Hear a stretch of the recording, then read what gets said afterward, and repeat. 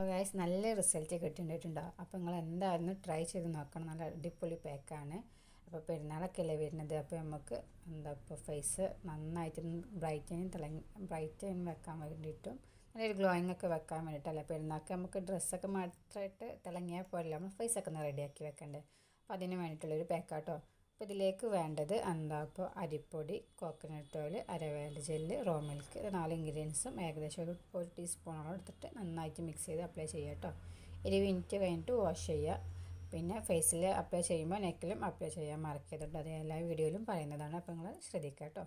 പിന്നെ നമുക്ക് ആഴ്ചയിൽ 3 തവണയായിട്ട് യൂസ് ചെയ്യുക കേട്ടോ.